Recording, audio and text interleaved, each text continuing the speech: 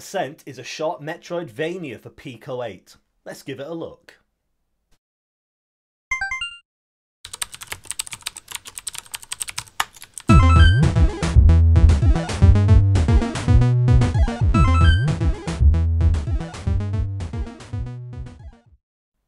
Yes, welcome to Pico Playtime, the video series where I play through some cool Pico 8 games to show to you lovely people. Today's game is called Ascent and it's by the developer called Johan Pints. I've featured several of Johan's games on this channel already. We've had a look already at Golf Sunday, that was made for Low Res Jam last year. We've had a look also at Pico Driller, and there's probably going to be a few more that we also have a look at in future. Anyway, today we're looking at Ascent, which was made for Low Res Jam 2022, which ended 2 or 3 weeks ago. And out of 430 entries, this game came 5th. Someday, Pico 8 is going to come top of Low Res Jam because it just has to happen. And it's probably going to be one of Johan's games which does that. So anyway, this one came 5th and deservedly so. It's a fantastic game. It's got music by Vav Magic Music. We last seen their music on Aztec a couple of weeks ago. And it's great to see some more, or hear some more Pico 8 music by Vav Magic Music. I hope I'm pronouncing that right. Because, yeah, the music in this game is really nice. Anyway, this is a very short, well, it's not very short. It's a short-ish kind of Pico 8 Metroidvania. Pico 8 lends itself really well to Metroidvanias because you've got a limited map space, unless you're using fancy tricks. The limited map space means that you need to have very dense levels, backtracking and exploration and unlocking new areas. The Metroidvania formula works really well in that limited space to give you a decent amount of kind of playtime, if you like. You can't have Sonic levels in Pico 8 very easily, sprawling, scrolling levels. Anyway, let's get into the game then. So let's get focused first. Oh, the music. Just shake it in. It's only one loop throughout the game, but what a nice loop. There's some story in this game. Isn't it great to see a jam game that bothers with story? So nice. What happened? Suddenly the ship shut down. Where am I? So, we're on an alien planet. Here's our lovely little character. Beautifully animated and rendered. 7 pixels tall. And there's our crashed ship with those lovely particle effects. Oh, it's an indie game. It's got particle effects. No screen shake though, I don't think. I haven't noticed anyway. Anyway, what we're doing in this game, we are trying to collect or rescue these orbs. Now, when we rescue an orb, we get some little story elements added into the game. We used our lost powers to bring you here. Bring me here? What's going on? What was that even? So, there's one of the main challenges of the low res jam is making the game in 64 pixels by 64 pixels. What that means is you don't have a lot of room for text. So any text you have in your game, any kind of HUD or user interface, you have to be very you have to get a lot of value out of your text. It has to be just saying just the right things. You can't have sprawling dialogue. So it's nice to see that done really well in this game. We are weak, our power lost. Take us to the core. The core? Where could that be? So yes, we're exploring this alien world, which is beautifully rendered, by the way. Just take in some of these fantastic tiles that we've got in this game. Such a lovely palette. I always like seeing the kind of green palette, the green colours that Pico 8 has been used, because it just looks so nice. So this is the cliff here. Now if I jump off that, we will fall to our deaths. There is fall damage in this game. We will need to come back here later because this is a Metroidvania. So let's explore the world. Look at all those tiles. Look at the vines. Look how nice it looks. We've got lovely little animation there on the mushroom to kind of give us a bit more of a jump. Beautiful graphics in this game. Just look at the animation of the enemy character there. That little kind of red splodge thing. Just touches like that. It makes a difference. Oh, don't need to go there just yet. I want to try and get through as much of this game as I can in the video. So I am going to try and speed up a little bit. Hopefully I'll be able to make sense whilst I'm doing that. So we explore the world and we find these machines. I think it gives them a name. I feel different. My arms are stronger. Kind of reactor chamber things. Each one unlocks us a new power. Now you may notice that our character has green hands now. In fact, all their arms are green under the shirt. And this is our first power. a climbing power. We can hang on to ledges.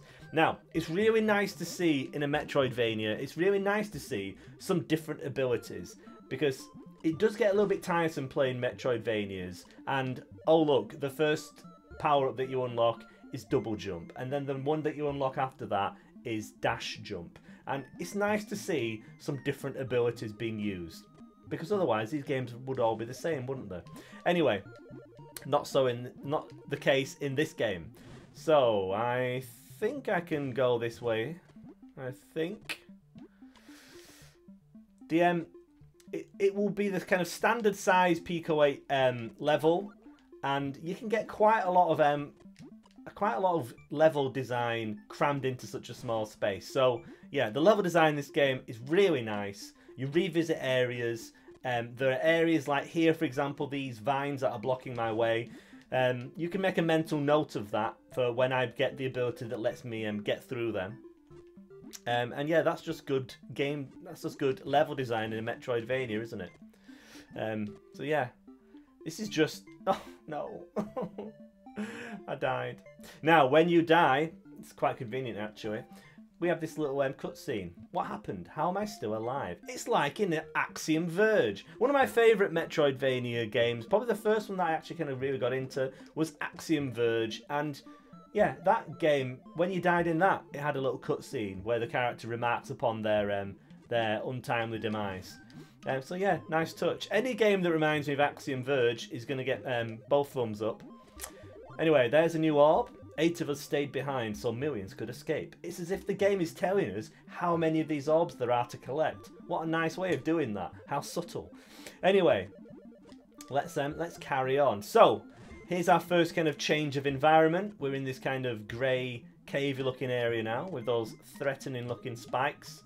And this is letting us practice using the climb or the ledge hanging button ability. Here's our next ability. What are we going to get? Look at the particle effects. Another transformation. Think I can control my jumps better. Press Z to dive. So, here's a nice unusual ability that you don't often see in platformers. We've got a kind of dive ability, or a kind of stomp ability. If you've played Sonic Mania, the DLC of Sonic Mania, then this move will look very familiar to you. It's kind of like the stomp move that Mighty the Armadillo has. But anyway, point is, you don't see this ability very often in games, and it's quite a nice little ability. It lets us cancel out fall damage, which is good, because fall damage is bad, and lets us access some new areas. Now, I always forget, and I always die as well, I always forget where I need to go next. I think... Oh! I need to go back to the beginning, don't I? Remember that cliff at the beginning where I said, oh, I'll have to come back here? Well, now is the time for that. Now is the time for Saucy Jack. You need to remember in this game to activate those lanterns. Those are our respawn points if we die, and we always die in one hit.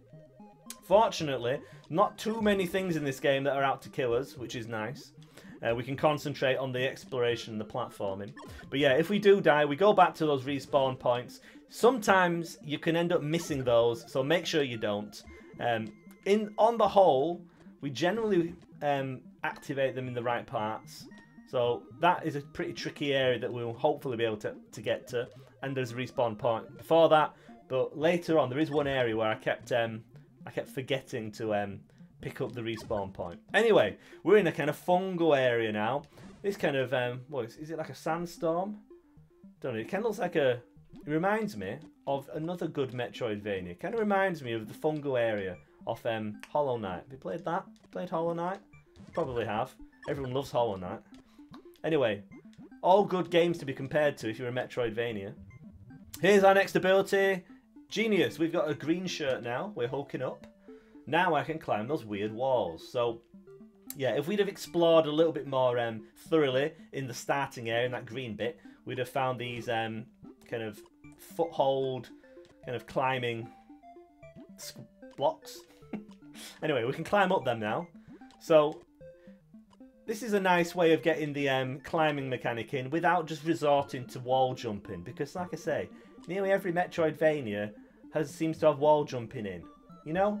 Is it good? Isn't it good, rather, to see some different things being used, some different ideas. Anyway, let's carry on. I'll stop complaining about Metroidvania's all being the same. So now I need to find the area where we can use our climbing ability. Oh, this might be it.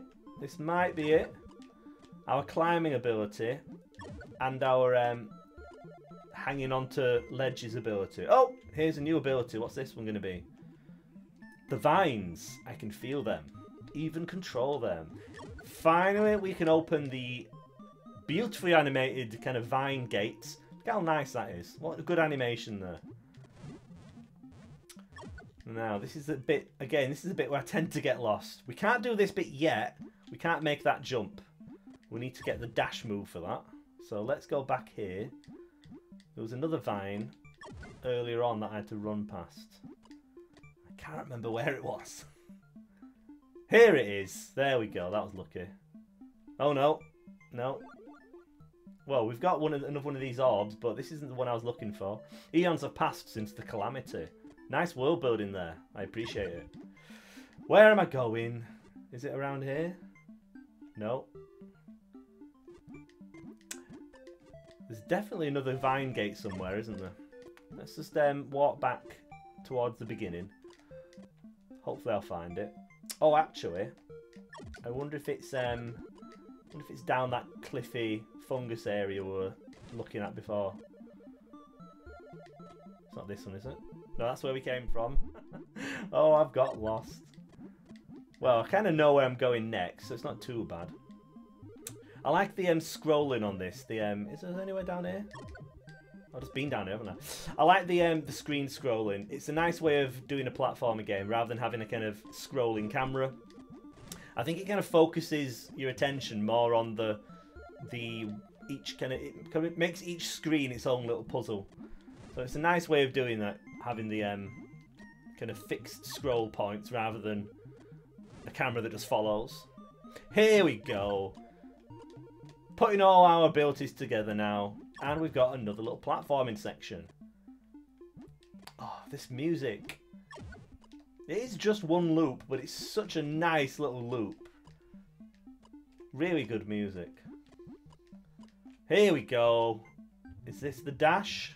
I think it's our... Yes, there we go. We've got green legs now. Oof, it hurts more and more, but I feel faster. Press X to dash. So here we go. We have got the dash ability. And this is a bit where I get hideously lost. There's at least one... there's at least one orb over here that I know we should be able to get. Here we go.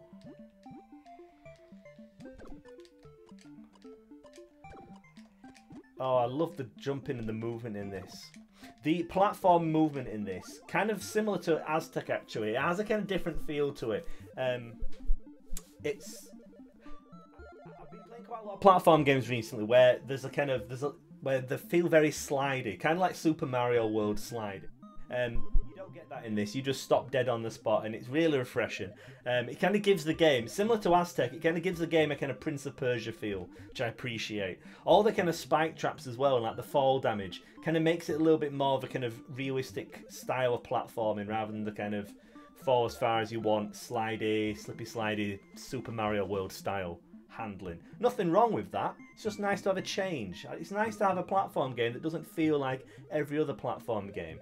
Anyway, all that now remains are our spirits. So that was another orb. Oh, I do love this falling ability. Have I been down here yet? Oh, we went down there, didn't we? Right. So now I need to revisit there was the area where there was the climbing handhold things, but I wasn't able to make the jump. Well, we should be able to make that now, so hopefully I'll be able to find that without getting hideously lost again. I think it was around here, wasn't it? Ah, this is often where I run afoul of the respawn system. Is it this one? No. I often have to remember... No! I often have to remember to activate this one. I think it is this way. Or this respawn point here, that's it. Yeah, it's easy to miss It's that one. I've done that a couple of times. A little bit frustrating. Okay, here's an area where it's not entirely clear how to do that at first. I don't know if people got stuck on that. I think the game does tell you somewhere. But yeah, you can dash through the red things. It's a pity that that's not... Oh, that was close. It's a pity that's not elsewhere in the game, because it'd be nice. There's a lot of... You could double the size of this level and you won't be running out of ideas. Here we are. We're doing well. This is near... As you may have guessed by the sudden change in the environment, we're getting close to the end now. Nice to see again, this is made in 2 weeks, okay? Nice to see so many different areas, different uses of the wonderful Pico 8 palette. Here we are at the core. We have got a rather large orb there, and I hope this is it. I have nothing more to give. I can't read today. This is appalling. Oh, here we go.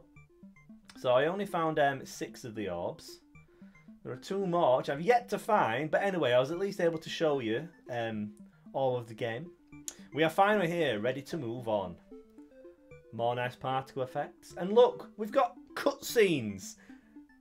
This must have taken so much work. Cutscenes are hard to do. I find them hard to do anyway. I hope it will work.